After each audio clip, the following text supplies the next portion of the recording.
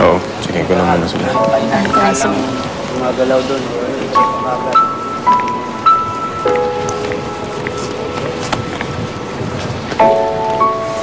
Maylin, anak? Anak, okay ka lang ba? Opo.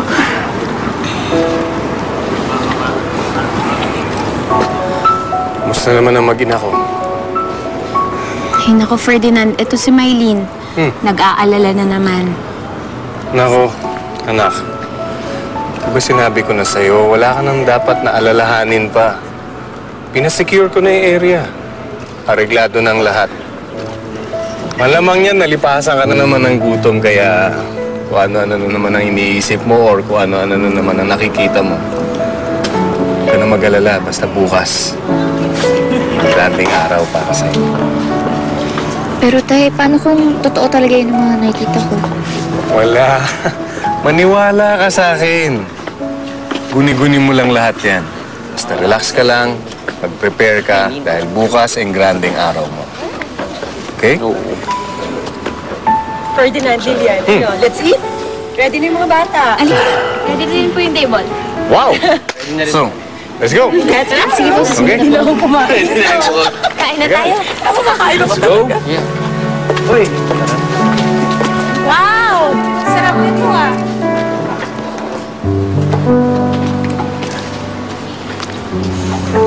Maylin, parang malungkot ka.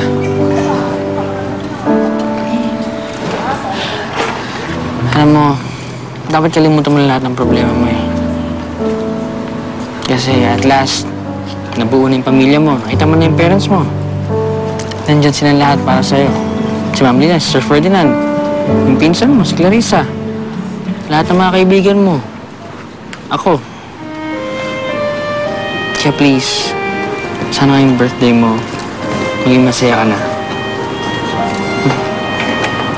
Sige. Para sa'yo at para sa kanila, magiging masaya ako. Diyan, kahit na.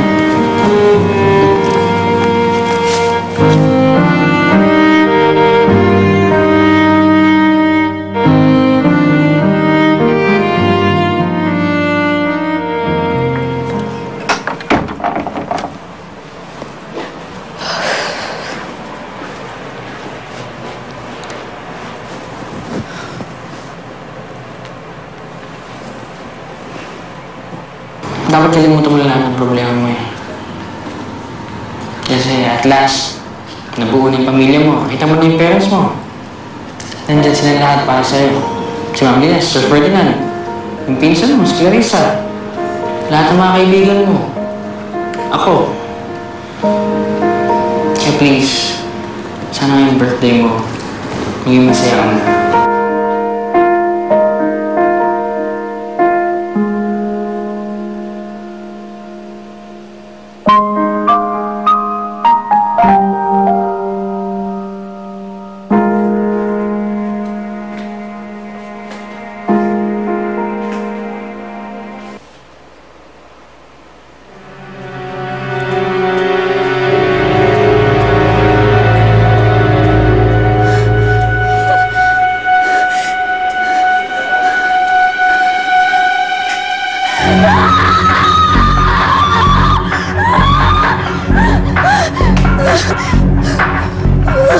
Maylin?